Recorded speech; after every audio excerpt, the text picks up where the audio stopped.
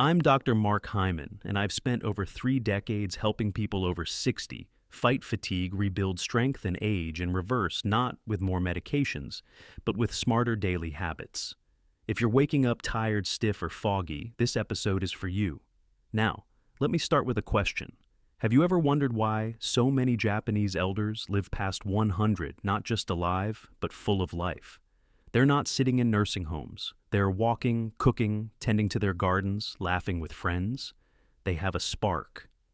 I read about a woman named Mrs. Tanaka who lives in a small village outside Okinawa.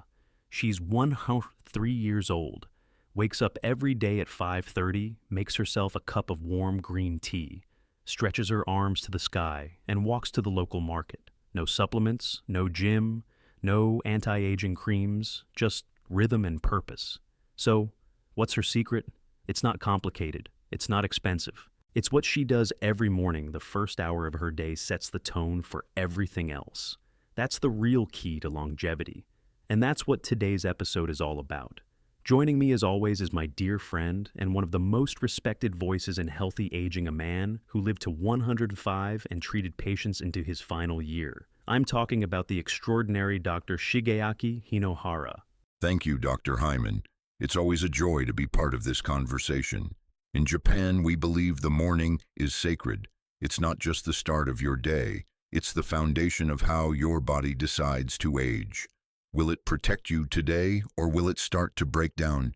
The people I visited in Okinawa, in Yamanashi, in the northern mountains, they didn't do extreme workouts or fancy detoxes. They simply moved with intention. They nourished themselves calmly. They smiled at the sun. These elders had one thing in common. They each followed small, repeated morning habits, simple enough for anyone to do, powerful enough to help them reach 90, 100, even 110 years of age.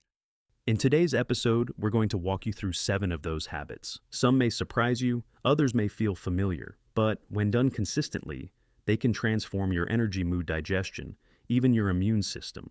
If you or someone you love is over 60 and wants to feel more alive, more grounded, and more independent every single day, like, subscribe, and share this podcast. Sometimes the most powerful change starts not with a pill, but with how you rise in the morning. Shall we begin? In Japan, many elders begin their day before the sun rises, not to rush, not to work, but to connect. Most of them wake around 5:30 or 6 long before the rest of the world is awake. They don't scroll phones, they don't turn on the news. Instead, they quietly step outside or slide open the window. They take 10 deep breaths, slowly, gently, breathing in the new day. Some stand on their porch, others on a balcony. A few even sit under a tree in the yard. No matter where, the idea is to breathe with the earth. Feel the cool air, smell the morning dew, hear the birds waking up. Then they stretch, just for 2 minutes, arms up, shoulders back, spine tall. These small movements help wake up the lungs, get the blood flowing, and gently activate the nervous system without stress, without stimulation. And this isn't just tradition, it's science. Natural morning light, even just 10 to 15 minutes, helps reset your circadian rhythm, the body's internal clock that controls sleep hormones, digestion, and even immunity.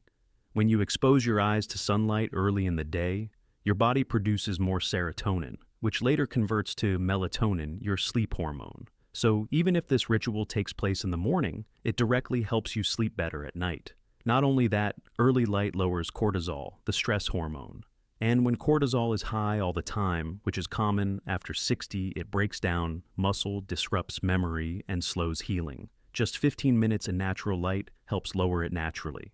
I had a patient named Nancy, 67 years old. She was waking up groggy and anxious even after 8 hours of sleep. She tried supplements, meditation apps, nothing worked. Until we tried one thing, I told her wake up before sunrise, open your window, and take 10 deep breaths facing the morning sky. Within a week, her mood lifted. Her mind felt clear again. And what's powerful is this ritual doesn't require anything. No money, no pills, just you, your breath, and the rising sun. I always say how you begin the day is how your cells begin aging that day. You can start with worry or with stillness. You can start with noise or with your own breath. If you've never tried it before, tomorrow morning, set your alarm just 30 minutes earlier. Step outside. Breathe in deeply 10 times. Stretch like a child waking up from sleep. You might feel more alive before breakfast than you've felt in years. This one habit, waking before the sun and breathing with the earth, may sound simple, but it's one of the most powerful tools for longevity we've ever seen in elders who live past 100. And the best part is, it's completely free. The second morning ritual we've seen in many long-lived elders, not just in Japan but around the world, is beautifully simple. It starts with a cup of warm water. Not hot, not cold. Just comfortably warm, like your body temperature. To that, you add a few drops of fresh lemon juice and a pinch of sea salt. Now I know it doesn't sound like much, but this tiny drink is a giant signal to your body. A signal that says, wake up gently. Begin healing. That pinch of unrefined sea salt gives you natural electrolytes, sodium, magnesium, potassium, which help your cells stay hydrated and communicate properly. The lemon juice. It's not just for taste. It stimulates your liver and bile flow, supports digestion, and helps balance your body's pH. In Japan, we often say, before anything enters your body, give it water that heals. That's because after a full night of rest, your body is naturally dehydrated. Your digestive system is still waking up, and your cells are literally waiting for nourishment. Many older adults begin their day with coffee or even just a slice of toast. But that's like asking your body to run without oil. What it really needs first is gentle hydration and minerals. A warm glass of lemon salt water helps gently activate the gut. It can stimulate the natural wave-like motion in your intestines, which supports regular bowel movements. That's why many people who start this ritual find that their digestion improves, constipation eases, and they feel lighter throughout the day. It also helps the body absorb nutrients better from your first meal. When the gut lining is hydrated and prepared food is digested more efficiently. That's key for people over 60 when nutrient absorption tends to decline. And for anyone struggling with muscle cramps, dizziness, or dry skin, a little morning electrolyte support can make a big difference. We've seen this ritual change people's mornings, not because it's magic, but because it's consistent, it's gentle, and it meets the body where it is first thing in the morning before anything else clouds the system. So tomorrow morning, before your coffee, before your toast, just try this. 1 warm glass. Squeeze in a little lemon. Add a pinch of sea salt. Sip slowly. Sometimes it's not about adding more. It's about beginning right. Now, let's move into the third morning ritual, and this one is all about movement. Yes, this is what we call Rajio taiso in Japan, or radio calisthenics, a 3-minute movement tradition that even our oldest elders still follow each morning. Every morning in Japan at exactly the same time, something wonderful happens in parks, schoolyards, and even nursing homes. People of all ages, from little kids to folks over 100s, stop what they're doing and move together. This has been part of our national morning routine for nearly a century. It started as a way to keep workers healthy, and today it's become a beloved ritual, simple movements guided by music broadcast on the radio. And what I love about it is that it's only 3 minutes long. That's it. Just 3 minutes of gentle arm swings, side bends, deep breaths, and little jumps if you can manage them. It's not about burning calories or building big muscles. It's about waking up your body the right way, increasing blood flow, loosening up stiff joints, and telling your nervous system, we're safe, we're awake, and we're ready. Exactly. Most older adults don't need heavy workouts. What they really need is mobility, the ability to move comfortably and confidently. Rajio taiso encourages balance, coordination, and posture. It gently moves the spine, opens the chest, and improves circulation to the brain and muscles. And perhaps the most important part, it's done every day, often in groups. There's a social rhythm to it. That sense of shared movement adds joy and connection to the morning. Now, if you're listening from the US, now, if you're listening from Don't worry, you don't need Japanese radio or music to do this. All you need is a few minutes each morning to move your entire body. That can mean a slow march in place, swinging your arms in circles, rolling your shoulders forward and back, reaching side to side, or simply standing and breathing deeply while rotating your torso gently. The key is consistency, just 5 to 10 minutes a day. Even seated movement works. For those with joint issues, chair stretches, ankle circles, or wrist rolls are enough to activate the nervous system and support joint lubrication. And don't underestimate the power of these tiny movements. Studies show that just 5 minutes of light mobility in the morning improves blood pressure, mood, joint health, and fall prevention in older adults. So, tomorrow morning, right after your warm lemon water, just try moving your body. You don't need to sweat. You don't need to strain. You just need to wake up every part of you with intention. Because aging well isn't about pushing harder. It's about moving smarter. Now let's move into the fourth ritual, and it happens before you even finish your first bite. It's about what you feed not just yourself, but your gut. In Japan, breakfast is not sweet or heavy. It's light, balanced, and full of life. For many elders, it starts with a warm bowl of miso soup, maybe a small serving of natto fermented soybeans, and often a bit of homemade pickled vegetables. These foods may seem simple, but they carry powerful effects. They support the good bacteria inside your digestive system, which influence everything from your immune system to your mood. And this is where people in the West sometimes miss out. We reach for toast coffee or sugary cereal and forget that our gut needs support too. But you don't need to eat natto or miso if it feels unfamiliar. Here in the US, you can get the same gut-loving benefits from foods like unsweetened yogurt, kefir raw, sauerkraut, kimchi, or even pickled carrots and cucumbers in apple cider vinegar. The idea is simple. Eat something that's already alive, something fermented. Even 1 or 2 tablespoons is enough. The goal isn't volume, it's consistency. And when you start your day with fermented foods, you're not just helping your digestion.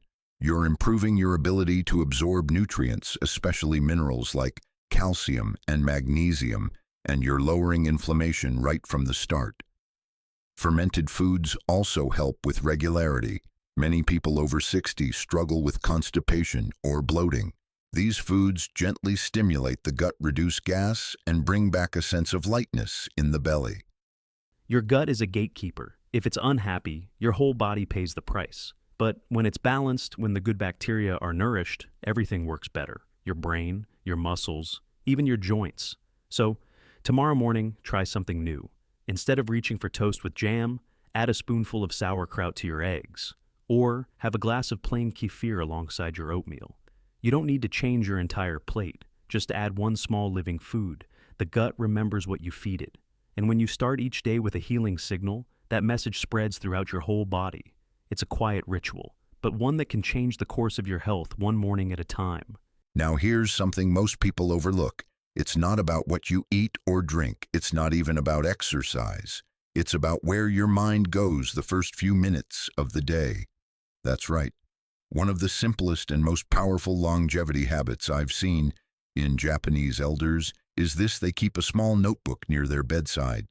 And every morning before reading the news or starting their chores, they write down 1 or 2 things they're grateful for. It sounds so small, but it makes a massive difference. I had a patient once, Barbara, 72 years old. She was struggling with fatigue, joint pain, and a lot of emotional heaviness after losing her husband.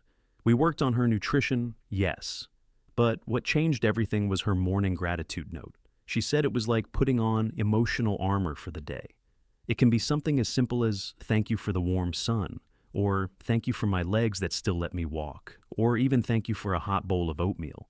When we acknowledge what still works, we stop obsessing over what doesn't. And this isn't just feel-good advice. There's science behind it.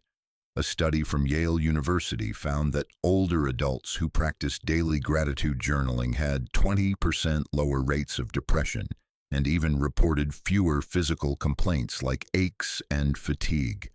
It helps regulate your cortisol levels, that's your stress hormone, and increases endorphins, the natural feel-good chemicals in your brain.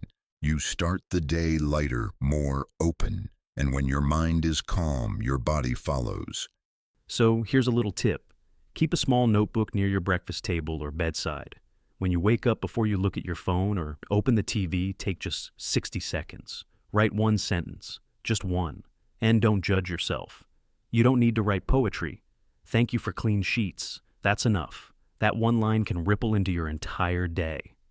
When you start your morning with appreciation, your brain sees the world differently, and you begin to treat your body and your time with more care. It's not only a ritual, it's a way to remind yourself, I am still here, I am still alive, and there is still something beautiful in today. Now, let me ask you this. When was the last time you touched a plant in the morning, not walked past it, not looked at it through a window? I mean, actually reached out, touched a leaf, or watered a pot. You might not think it matters, but for many Japanese elders, this is a sacred part of their day. In Japan, even people who live in tall buildings with no garden still keep something green near the window, a potted herb, a small bonsai, even a single branch in water. They wake up, they greet it, and they touch it. There's something about starting the day with your hands on something alive. It's grounding. Studies show that just being near green plants reduces cortisol, the stress hormone. But when you touch the plant, when you feel the leaf, the soil, the moisture, dopamine increases too. You don't need a garden. You don't need a forest. Just touching one green leaf in the morning reminds your body that you are still part of the world, still part of the cycle of life. And your nervous system responds to that reminder. I once had a patient, Alan, 75 years old, retired accountant. Lived alone in an apartment with no balcony. I gave him one small assignment: buy a plant, just one, and each morning, touch it, water it, whisper something to it if he wanted. 3 weeks later, he said it changed the way he felt. He didn't wake up feeling invisible anymore. It's not just emotional. It helps with focus, balance, and even digestion. When your mind starts in harmony, your whole system works better. So if you're listening and thinking, but I live in the city or I don't have a garden, that's okay. Get a small pot of mint, a sprig of rosemary, or even a flower in a jar. Wake up, look at it, touch it. That alone begins to rewire how your brain greets the day. This ritual is gentle, quiet, but its power is deep. And when you do it every day, nature becomes not just something outside your window, but something inside your body. Now, let's move on to the last but not least important ritual, Dr. Hinohara. Okay, Mark. One of the most powerful rituals of long life doesn't require any herb supplement or special food. It's simply how you eat. In Japan, elders often eat breakfast quietly. No TV, no phone, no newspapers. Just a small bowl of rice, a few pickles, maybe miso soup, and silence. They don't rush. They chew slowly. They look at the food with gratitude. They focus on what's in their bowl, and they breathe. That might sound simple, but it changes everything, because when you slow down to eat, something remarkable happens inside your body. Your nervous system switches from stress mode to digestion mode. It's called the parasympathetic state, rest and digest. And it's what allows your stomach to produce enzymes, your gut to absorb nutrients, and your brain to register fullness. You don't need to meditate, just put the phone away, sit down, breathe, then take your first bite. This kind of mindfulness with food has been linked to better blood sugar control, less overeating, and even improved mood. I had a patient once who struggled with bloating and fatigue for years. She tried all kinds of diets and supplements. Nothing worked. Until one day we made just one change. No phone at the table. Sit down, chew each bite at least 10 times, and breathe between bites. 2 weeks later, she said, I feel lighter, and I didn't change anything. I eat just how I eat. Food is not only nutrition, it's information. And when you give your body time to receive that information slowly, it knows what to do with it. So tomorrow morning, before you check your messages or scroll the news, sit down with your food. Even if it's just an egg, a piece of toast, or some fruit, be there with it. Chew slowly. Breathe. Your gut, your brain, and your entire body will thank you. And over time, this habit, this simple ritual, can help you digest better, eat less, and feel more connected to the moment, which in the end is the foundation of true longevity. If all of this feels like a lot, don't worry. You don't need to change everything at once. In fact, the secret to long life may begin with just one quiet choice each morning. Pick the one that speaks to you most. Maybe it's waking up a bit earlier to step outside and breathe. Maybe it's writing a single line of gratitude. Maybe it's adding a spoonful of fermented food to your breakfast. Whatever it is, repeat it. Let your body notice. Let your nervous system recognize the rhythm, because the body loves rhythm, it thrives in it. In Japan, we don't see rituals as routines. We see them as conversations, a gentle way of telling your body, I'm here, I care, I choose to live well today. When you repeat a small act every morning, it becomes part of your biology. It changes your hormones, your immune system, your mood. It shapes how you age, or if you age quickly at all. I remember a patient who told me, Dr. Hyman, I'm too old to change. She was 74. I said, then just try one thing, just 5 deep breaths every morning for 1 week. She came back smiling. I didn't know something that simple could make me feel so calm. The first step is never dramatic. It's often quiet, invisible, but over time, it creates momentum. One ritual leads to another, then another, and suddenly you're no longer aging on autopilot, you're aging on purpose. So as we close today's episode, I invite you to choose just one habit, just one promise to yourself in the morning. Let it be yours. Let it become your anchor. And let it remind you, youth isn't a number. It's a way of being present, grateful, and awake. If today's episode gave you a new idea, a new perspective, or just a small spark of hope, subscribe and share it with someone you care about. And tomorrow morning, begin again with 1 breath, 1 cup of warm water, 1 mindful breakfast. That's how youth returns, one small morning at a time.